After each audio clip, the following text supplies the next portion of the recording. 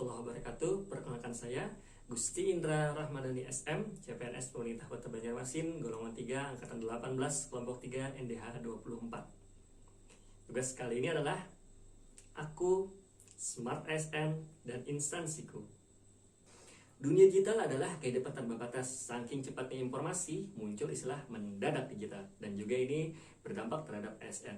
Banyak ancamannya, salah satunya banyak konten negatif, berita kebohongan, ujaran kebencian, perundungan, praktik penipuan, bahkan radikalisme. Oleh karena itu, penting kita memperhatikan etika dalam bersosial media.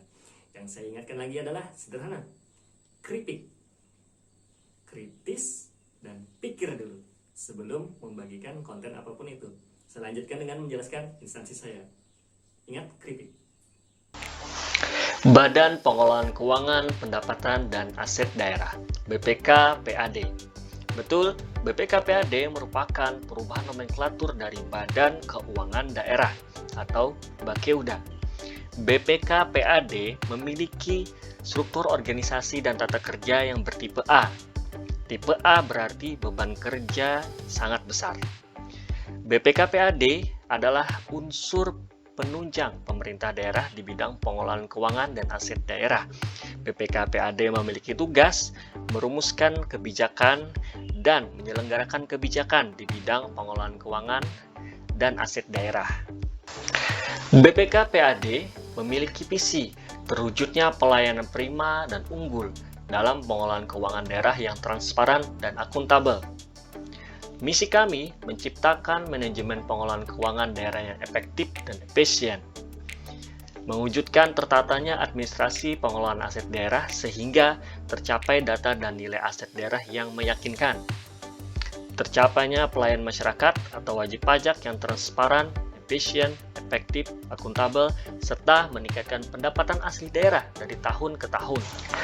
Bapak Haji Edi Wibowo SE, Kepala Badan Pengelolaan Pendapatan dan Aset Daerah Kota Banjarmasin, nahkoda baru, semangat baru. Berikut adalah struktur organisasi dan tata kerja BPK PAD yang dipimpin oleh seorang kepala badan membawahi 1 sekretariat, 3 subbagian, 6 bidang, dan 5 OPTD, serta kelompok jabatan fungsional sebagai berikut. Bidang saya adalah bidang pengelolaan barang milik daerah. Berikut adalah struktur yang sudah ditandatangani oleh Bapak Wali Kota Banjarmasin, Bapak Ibnu Sina, dari 3 subbidang menjadi 2 subbidang. Tugas dan fungsi saya sebagai analis aset daerah. Yang menjadi dasar pengelolaan BMD adalah Peraturan Menteri Dalam Negeri Republik Indonesia Nomor 19 Tahun 2016 tentang Pedoman Pengelolaan Barang Milik Daerah. Di sana diatur apa itu BMD, bagaimana proses pengelolaan BMD, dan kali ini saya akan mempertegas lagi apa itu pemanfaatan BMD, yaitu pendayagunaan BMD yang tidak digunakan untuk penyelenggaraan tugas dan fungsi SKPD, dan atau optimalisasi BMD dengan tidak mengubah status kepemilikan. Bentuk-bentuk pemanfaatan tersebut adalah sewa, pinjam pakai, KSP, BGS atau BSG, dan KSPI.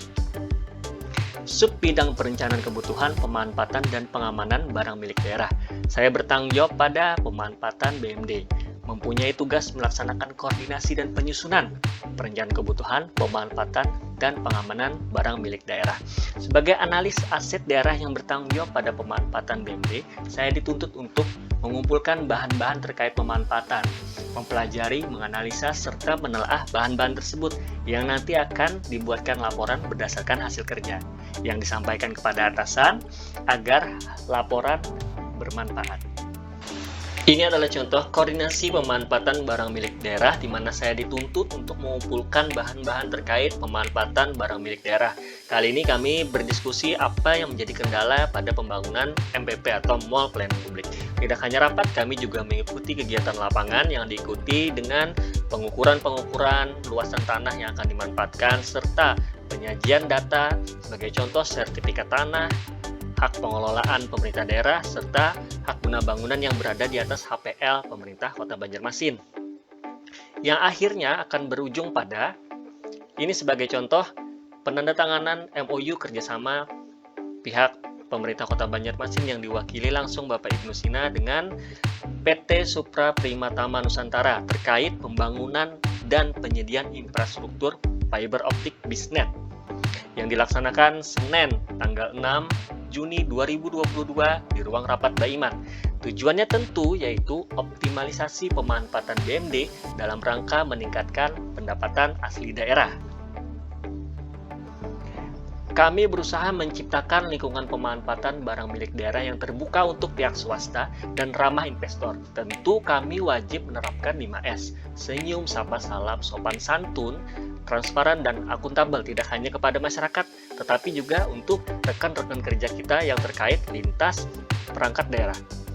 Melakukan verifikasi berkas berjenjang diproses sesuai alur yang sudah ditetapkan, menyediakan sarana dan prasarana yang memadai. Tentu saya berusaha untuk mengimplementasikan nilai-nilai Smart ASN seperti mengikuti perkembangan teknologi informasi sebagai Smart ASN yang menguasai IT, tetap menerapkan 5S sebagai wujud jiwa hospitality, datang tepat waktu sebagai wujud integritas profesional dan bertanggung jawab, serta tidak lupa mewujudkan nilai-nilai berakhlak yaitu kompeten, mengikuti kegiatan seminar, pelatihan, pendidikan yang terkait pengembangan kompetensi di bidang pengelolaan barang milik daerah. Yang tidak kalah penting, saya siap untuk cakap dan bijak menghadapi dunia digital sebagai bentuk Smart ASN yang berwawasan global. Saya kira cukup, salah hilap mohon maaf. BPK PAD, bidang PBMD, pasti bisa. Saya ASN berhalak, bangga melayani bangsa.